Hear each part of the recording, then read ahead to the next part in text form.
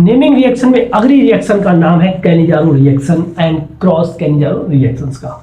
तो देखो, Cannizzaro reaction को डिस्कस करने से पहले एडॉल कंडेंसेशन को देख लीजिए। एडॉल कंडेंसेशन में क्या होता है कि हम अल्फा हाइड्रोजन युक्त दो एल्डिहाइड या कीटोन लेते थे, जिनकी रिएक्शन हम डाइल्यूट NaOH के साथ कराते थे।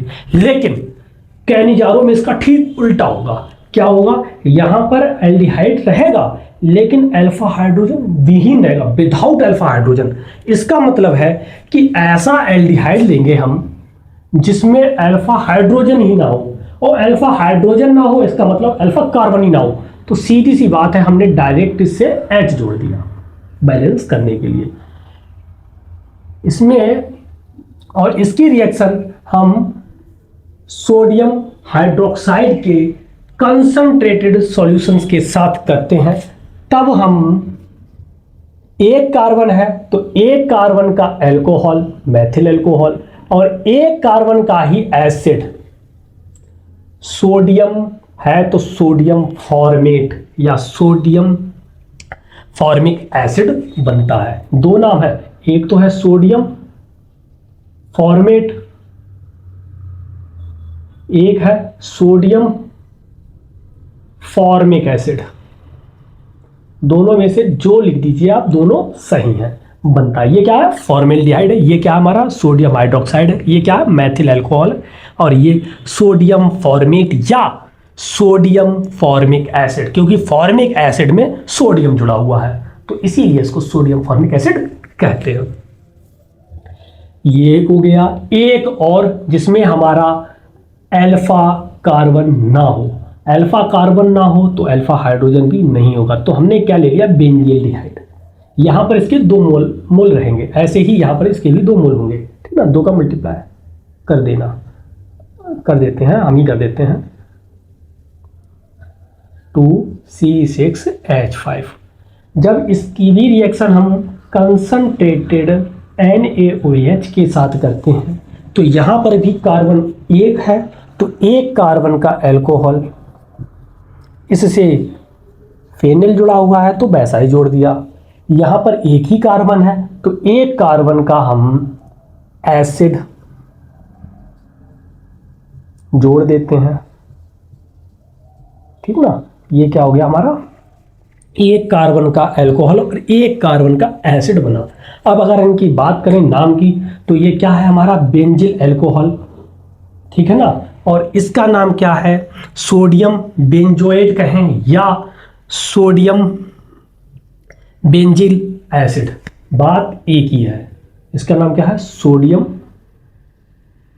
बेंजोएट या फिर सोडियम बेंजोइक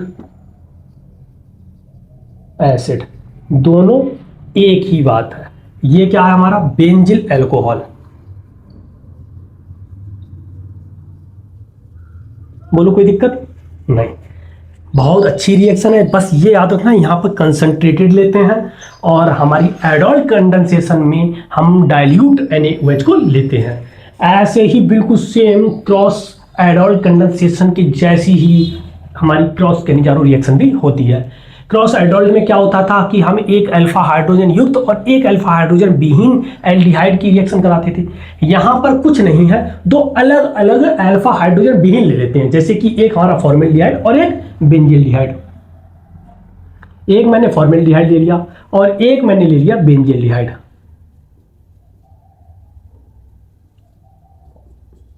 रिएक्शन NaOH के साथ ही करानी है।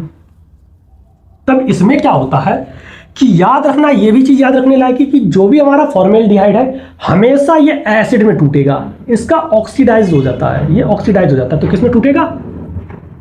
हमारा अल्कोहल जो हमारा किसमें? एसिड में टूटेगा। किसमें? एसिड में। अगर Na है तो Na, ठीक है, ये एसिड में टूटेगा। कौन? फॉर्मेल्डिहाइड। यहाँ पर भी फॉर्मेल्डिहाइड एसिड में टूट रहा है, इसमें भी एसिड में ही टूटता है। तो देखो और क्या बनेगा? और हमारा जो C6H5 ये है, ये इसका क्या हो रहा है? ऑक्सीडेशन हो रहा है। इसका क्या होगा? रिडक्शन। और इसका रिडक्शन, और जब भी एल्डिहाइड का रिडक्शन करते हैं तो हमारा अल्कोहल में टूटता है, तो यहां पर ये अल्कोहल देगा। ठीक है, नाम इसका आप बता सकते हो क्या है, बेंजिल अल्कोहल, और इसका क्या नाम है, सोडियम फॉर्मेट या सोडियम फॉर्मिक एसिड। लिख दीजिए सोडियम फॉर्मिक एसिड, और इसका नाम क्या है, बेंजिल अल्कोहल। ये आपकी क्रॉस कैनिजारो रिएक्शन है।